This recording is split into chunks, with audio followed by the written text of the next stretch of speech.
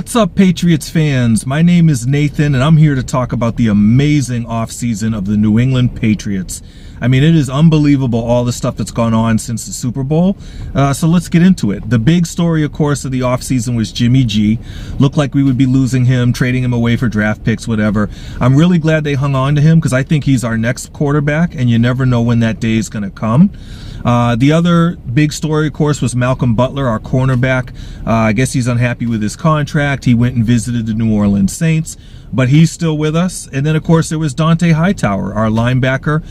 Looked like we might lose him to free agency, but he's still with us too. So I think just keeping those three guys, Jimmy G, Malcolm Butler, and Dante Hightower, is going to be a huge help to this team, especially when it looked like we'd be losing all three of them. So some guys who we brought in, of course, the big name was Stephon Gilmore. Belichick gave him 5 years, $63 million. To be honest, I'm not 100% on Gilmore. If you look at some of the games between the Pats and the Bills, Gilmore got burned on a bunch of plays. So we'll see how he works out. Some of the big names they brought in were on offense: running back Rex Burkhead from the Bengals and running back Mike Gillislee from the Bills. These two guys, I think, are going to be a big upgrade at the running back position, especially together. They can both run between the tackles. They can both catch the ball out of the backfield.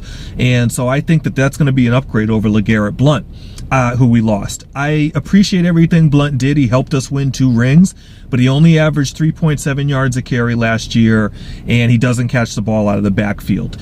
But the biggest name, in my opinion, that we brought in this offseason was wide receiver Brandon Cooks out of the New Orleans Saints. This guy is special. I mean, he's probably going to be our most explosive wide receiver since Randy Moss.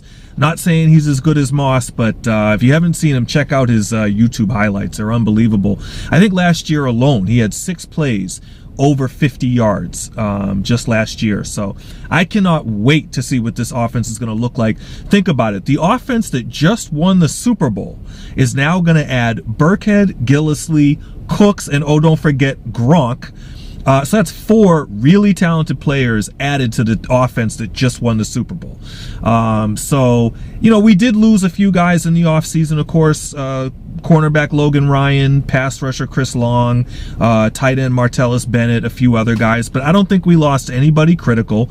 And we did sign people to replace them too. Coney Ely, Dwayne Allen, the tight end out of the Colts. Of course, we drafted 4 guys, too, who I know nothing about. 2 offensive tackles, 2 pass rushers.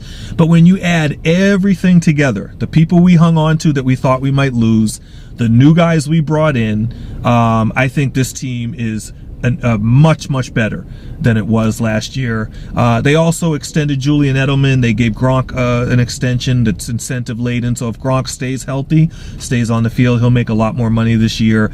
So again, when you add it all up, what an amazing offseason. And by the way, it's all thanks to Belichick. He manages the salary cap so well that he's able to bring in all those guys. Most teams that win the Super Bowl, they lose a bunch of players because they overspent for them. Belichick does such a great job managing the cap.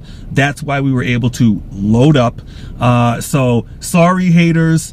Look out, haters, because we are going to be stronger this year. Thank you guys for sitting through this video. I'd love to hear your comments as well.